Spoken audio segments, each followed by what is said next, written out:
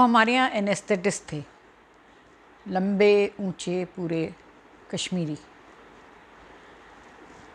बहुत ही crucial moments में patient को बचाने वाले और सर्जन डिपेंडेंट, सर्जन उनके ऊपर आंख बंद करके विश्वास करते थे, ऐसे वाले एनेस्थेटिस्ट थे। कुछ साल पहले उनके साथ एक ट्रेजेडी हुई थी जो कि बहुत ही भयानक थी, और वो ट्रेजेडी थी, उन्होंने अपने बेटे को एक मोटरसाइकिल ख़रीद के दी थी। बेटा उस मोटरसाइकिल पर जा रहा था और सडनली पतंग के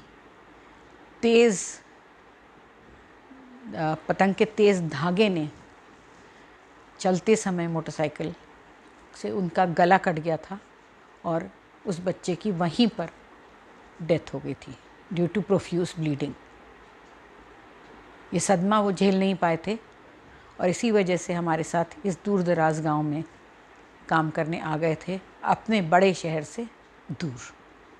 पति पत्नी के बीच इस कारण थोड़ा सा मनमुटाव हो गया था, या यूँ कहूँ कि अलग ही रह रहे थे, दोनों अपनी ज़िंदगी अलग अलग जी रहे थे।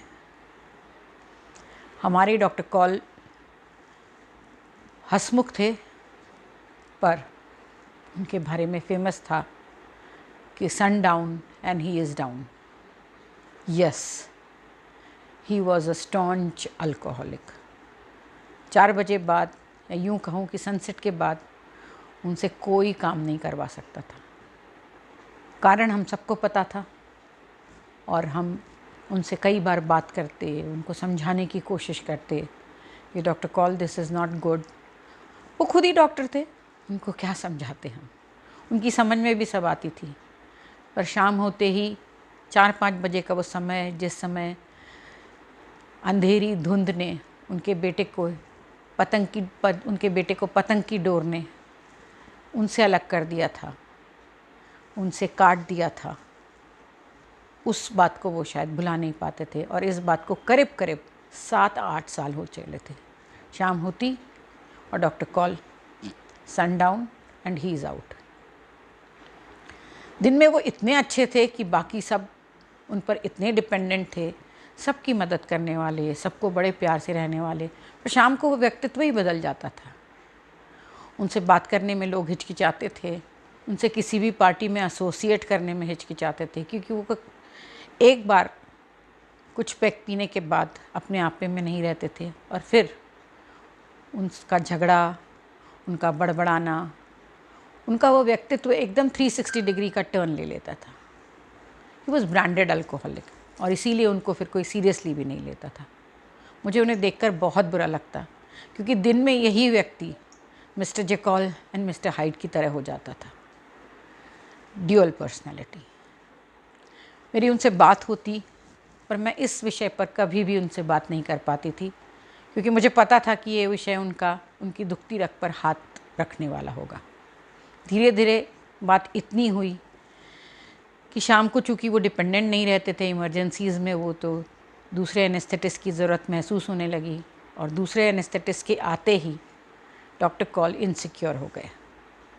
अब उन्होंने धीरे धीरे, जैसे ही काम ओटी ख़त्म होती, उन्होंने उसमें दिन में भी पीना शुरू कर दिया, जैसा कि हर अल्कोहलिक के साथ होता है। कुछ घंटे के लिए वो या तो सोते या बड़बड़ाते या खाते और फिर अपनी ही दुनिया में चले जाते। ये बात धीरे धीरे बढ़कर अब डॉक्टर कॉल ब्रेकफास्ट के साथ ड्रिंक्स लेने लगे थे। हम सबको समझ में नहीं आ रहा था कि उनकी मदद कैसे करें। परिवार वैसे ही बिखर चुका था। उनकी पत्नी से कांटेक्ट करने की कोशिश करी तो पत्नी ने साफ कह दिया कि मेरा इस व्यक्ति से अब कोई लेना देना नहीं है। हाथ इतना अच्छा था कि डॉक्टर कॉल को निकालना मुश्किल था, क्योंकि वाकई में उनका दूसरा कोई व्यक्तित्व, उनके जैसा दूसरा कोई व्यक्तित्व मिलना या उनका दूसरा डॉक्टर कॉल मिलना हमारे लिए बहुत मुश्किल था। He was so good with his work. सारे सर्जन टोटली उन पर आँख मूंद कर विश्वास कर सकते थे, और मैंने ही अपनी आँखों से कई बार पेशेंट्स को सर्जरी के अलावा भी उन्होंने उनकी सेवा कर उनको बचाते हुए देखा था।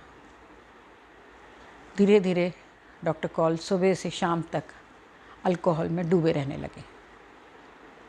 और एक दिन हॉस्पिटल ने डिसाइड किया कि इट्स टाइम टू से good by two doctor call. It was a golden handshake.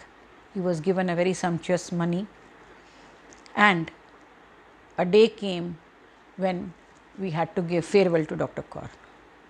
मैं बिल्कुल उस फेयरवेल में जाना नहीं चाहती थी, मेरा मन नहीं था. डॉक्टर कॉल धुत आए. वो क्या बोलेंगे, कैसा बोलेंगे, इस बारे में भी सबको शंका थी. अब तो वो साथ साथ ही इंजेक्शन्स भी लेने लगे थे. एनेस्थेटिस्ट के लिए नारकोटिक इंजेक्शन्स बहुत आसानी से मिल जाते हैं, तो शायद, मुझे पक्का नहीं पता, डॉक्टर कॉल ने उसका भी सेवन करना शुरू कर दिया था, ऐसी अफवाह थी. डॉक्टर कॉल उठे, उन्होंने भरी आंखों से सबको सिर्फ थैंक यू कहा और डॉक्टर कॉल चल दिए. सामान बांधा गया और हमारे कैंपस से डॉक्टर कॉल की विदाई हो गई. ये सारा कुछ नॉर्मल था. 2-3 साल बाद धीरे धीरे लोग डॉक्टर कॉल को भूलने लगे, पर कठिन केसों में सर्जन्स उन्हें बड़ी शिद्दत से याद करते थे. एक दिन पता चला कि डॉक्टर कॉल ने सुसाइड कर लिया. ये होना था, ऐसा सबका कहना था. इट वॉज़ इनएविटेबल, बिकॉज़ जिस तरह वो अपने लिवर को ख़राब कर रहे थे और जिस तरह डिप्रेशन में जा रहे थे, ये उनके साथ होना ही था. कुछ फ्रेंड्स ने हम किससे बात करते, क्योंकि डॉक्टर कॉल की शव को भी हमको ना देख पाने की कोई बहुत मंशा थी और ना ही हम उनके घर जाकर उनकी पत्नी से मिलना चाहते थे. एक चिट्ठी मिली.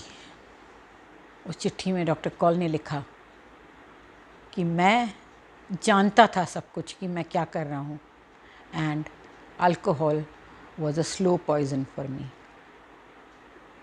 मैं भौचक्की थी कि क्या कोई आदमी इस शिद्दत से अपनी जान भी ले सकता है. धीरे धीरे डॉक्टर कॉल, चूँकि एनेस्थेटिस्ट से जानते थे कि कितना डोज कब लेना है और क्या करना है, उन्होंने अपनी उस लेटर में लिखा कि मैं एक शॉट में अपनी ज़िंदगी नहीं लेना चाहता था, इसलिए I was slow poisoning myself. I have no regret of my death, and he died.